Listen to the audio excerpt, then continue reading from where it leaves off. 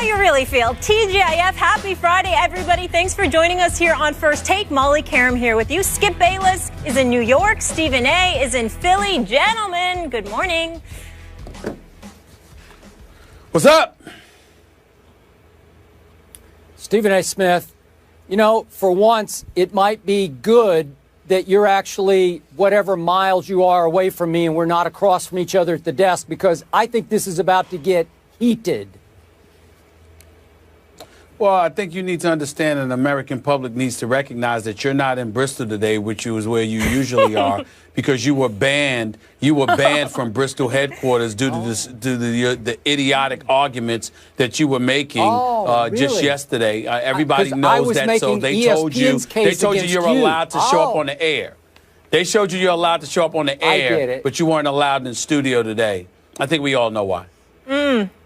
Yeah, the truth is, I'm back in my town, New York City, and you're down there, and where is it, like New Jersey or Philadelphia? I don't know where you are. It's my second home. It's Philadelphia. Philadelphia. I'm actually allowed in two places. Enjoy. You're not. But go ahead. The city of brotherly love. I'm not feeling a lot of brotherly love right now, but let me say, you both look very handsome today, looking clean. I'm liking that no-tie look there with the all blue and all black. So we will get into the big NFL games. Manny Pacquiao says he's in talks with Floyd Mayweather, and now we've heard from Matt Barnes, so we'll fill you in on the latest with the Derek Fisher situation. But first, what we were just alluding to, the other LA hoop story that everyone is buzzing about yesterday, Kobe Bryant being ranked number 93. Bryant laughed when asked if he heard comments from fans defending him. He said, "Yeah, I heard a couple of them. Don't need to defend that ranking. Nobody does, really." When pressed on what he thought of the ranking, Bryant said, "Please don't ask me about silly stuff like that." Now, after last year's ranking that placed Kobe at number 40 was announced, Bryant voiced his displeasure, saying, "I've known for a long time they're a bunch of idiots," referring to the ranking as silly and laughable. So as you guys just heard yesterday, Stephen A. thinks this is ridiculous. Skip was actually okay with the ranking. Skip, what's your reaction to Kobe's response to all of this? Stephen A. Smith, because I do still love you like a brother, I'm going to try to take it easy on you today, maybe even easier than I took it on you yesterday. But I'm going to give you the cold, hard truth here about your man, Kobe Bryant.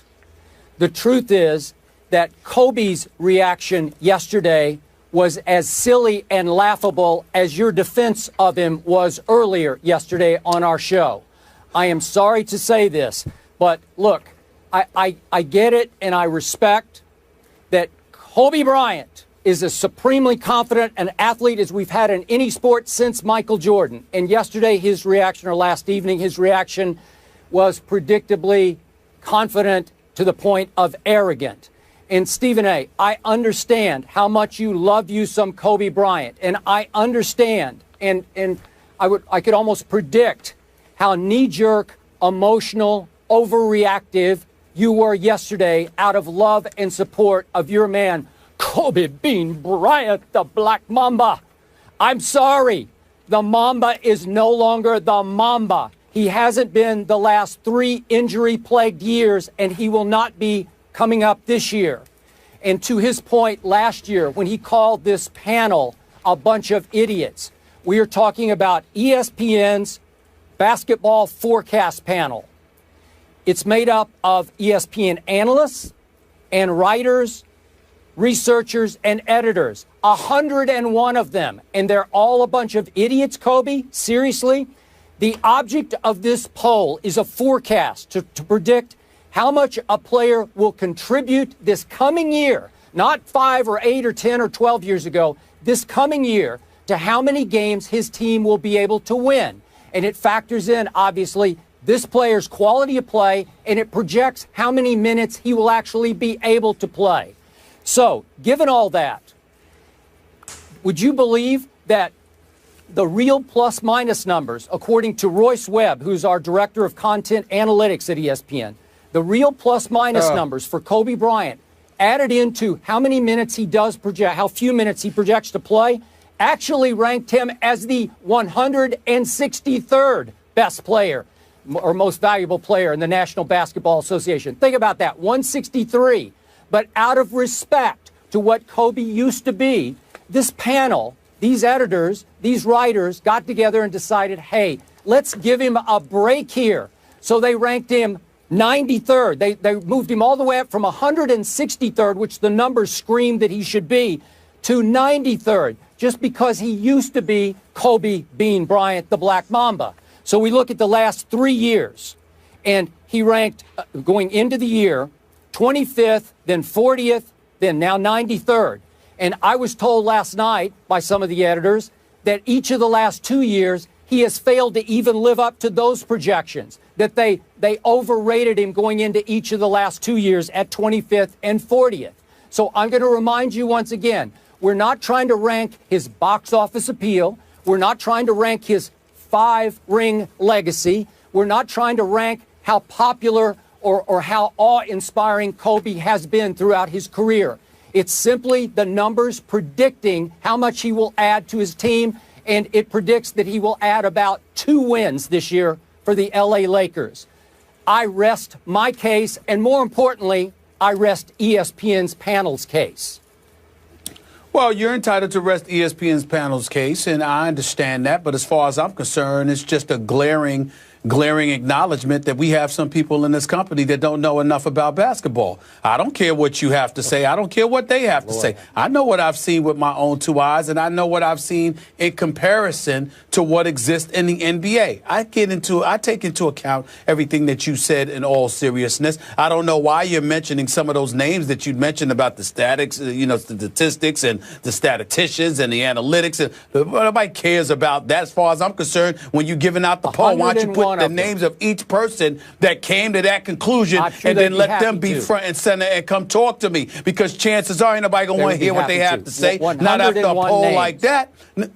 All right, that's fine. And I'm telling you, I'm dismissing 101 names. I don't care what they have to say. It's nonsense to me. It makes absolutely no sense. Anybody with 2 eyes and something close to 20/20 vision can see that that's absolutely ludicrous, and you're not taking an abundance of things into consideration. Of course, you want to sit there and say, well, Kobe only adds about 2 more wins. Well, why is that? Could it be that he's in the West? Could it be that his teammates, dare I say, are a bit subpar? Could it be that when you consider San Antonio and Oklahoma City and the reigning champions, Golden State Warriors, and the Los Angeles Clippers and the Houston Rockets, I mean, when you look at those teams alone, those 5 teams alone, we didn't even take into account some of the other teams. It's obvious why it's going to be a tough go-round for Kobe Bryant. Because he no longer has Shaq and Robert Horry and Ron Harper, and even though they didn't win the championship that year, Karl Malone and Gary Payton and those boys by his side. You know, I'm not saying that all of those guys for the Lakers are scrub. I'm not trying to disrespect them. Louis Williams, Brandon Bass, even Roy Hibbert to some degree, I think will make solid contributions. But this is the Western Conference, and the teams are loaded. We all understand that.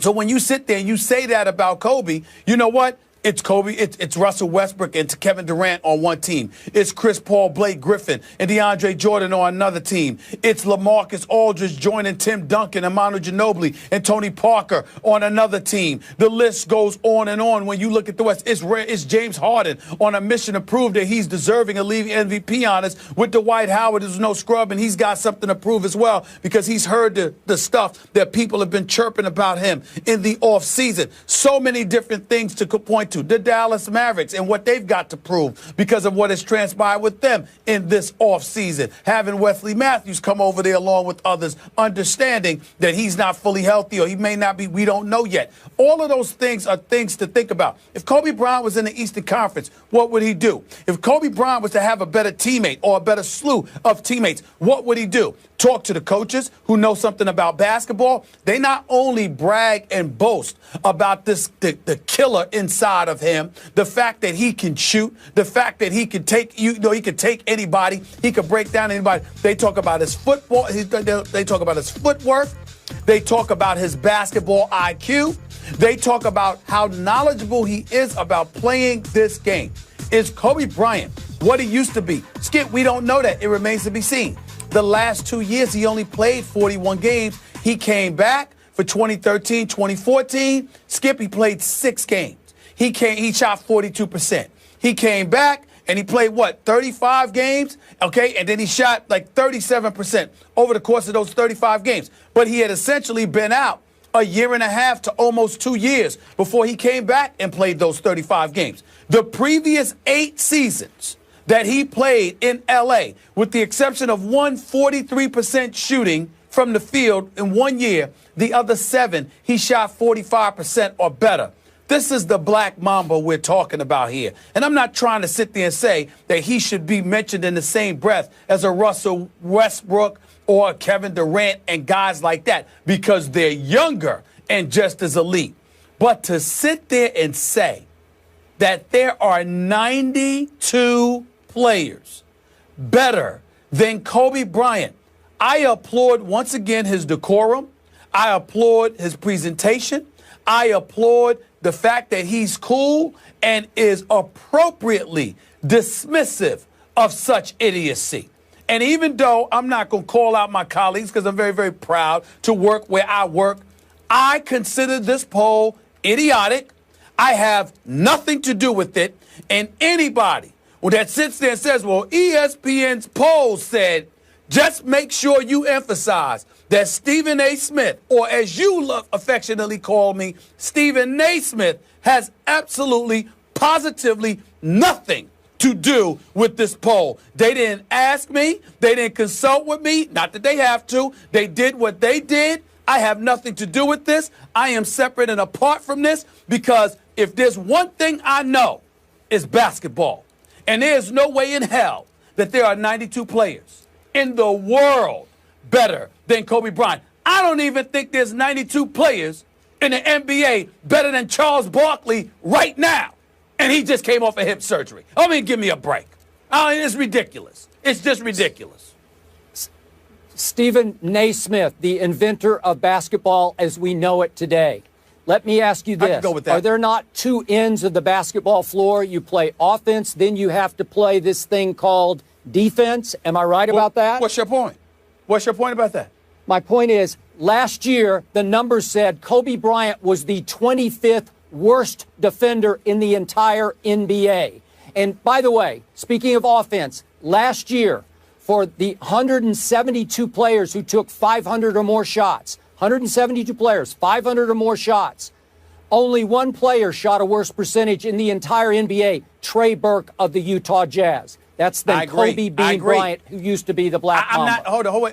That's not a fair argument, because I concede to you that the last 2 years haven't been ideal. But he only played 6 games 1 year and less than half the games the next, because he was recovering from injury each time. And anybody knows, Skip, particularly when you are an offensive-minded player, that when you're healing from an injury, you're usually going to take the breaks on a defensive end of the floor. That's what you're going to do, because your success, particularly when you are box office like Kobe, is predicated on what you do offensively. If Kobe Bryant had went out there and shut down folks but couldn't score a damn basket, we would sit there and say he's done. I'm not saying that their defensive stats and what have you aren't accurate. I'm saying they're not taking the intangibles into consideration. And what I find so insulting about what you say and what anybody who thinks like you says and what this ridiculous, idiotic, stupid poll says is that y'all are not taking those things into account for somebody like Kobe. Kobe Bryant doesn't cheat the game. Kobe Bryant, he ain't perfect. I think he could do a better job of ingratiating himself with his teammates sometimes. We all understand that. We understand that some of the times, he gets hungry. He wants to get fed. The players are turned off by it. We've heard all of those things from players over the course of time, privately or publicly. But in terms of his skill set and what he has meant to the game of basketball and what he does on the basketball court, you know good and damn well that if we're talking about Kobe Bryant here, and he's taking plays off, or he ain't doing what he's capable of doing, you know that has a lot to do with him trying to find his rhythm, get his health back, and all of that other stuff. This is not some typical player, Skip Bayless. I'm talking work ethic now. This is not some typical player. Even you have to admit there is nobody that cares more about the game and about being great completely at it agree. than Kobe Bryant. No. So that's the point. No, not even beginning to suggest that. We're talking about what will your body allow you to do at 37, coming off multiple serious injuries. Can you suddenly snap back to being one of the best defensive players as he was for about 12 straight years? No, he can't. He's not going to be capable. You've seen what's happened over the last 3 years. That's fair. That's fair if that's what they're saying. What I'm saying is they're talking like even if Kobe Bryant is healthy, because he's 37 years of age, he's not what he's used to be. He's done. I'm saying to you, tell me that you don't believe he's going to ever be healthy again, and I'll concede that because that's possible. Don't talk to me like if Kobe Bryant is 100%, that because he's 37, Father Time is here and he can no longer do damage in the NBA and there are 92 players better. If Kobe Bryant is healthy, even at the age of 37, he deserves far more respect than that.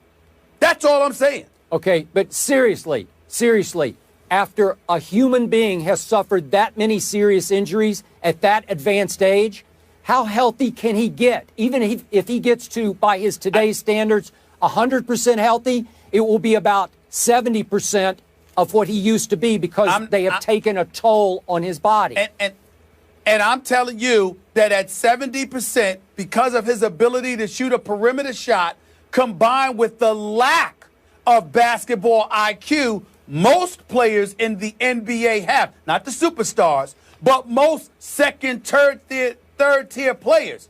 There is no way on earth there are 92 players better than Kobe Bryant. That is ridiculous. Okay, here's the problem. And here's I what believe you're the avoiding. poll is embarrassing. No, Here's the truth, Stephen A. What do your eyes tell you over the last 3 years? Kobe Bryant has become, at this late stage and age, not much more than a jump shooter. Is that fair? He scores very few points of his points in the paint Ray anymore. Allen's a jump shooter too. Just Don't you want him? He's not capable.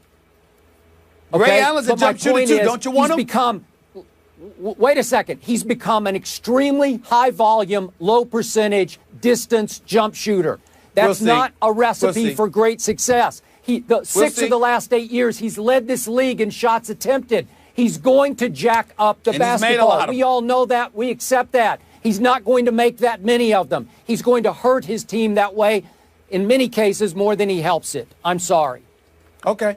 Guys, we got to. You'll see. We got to agree to disagree here on Kobe's ranking of 93rd, the 93rd best player in the NBA. This, of course, is his 20th season as a Laker, the most seasons for any player for any team in NBA history. Pretty impressive. Now to another vet, though, who's getting it done in his 18th year in the league. This was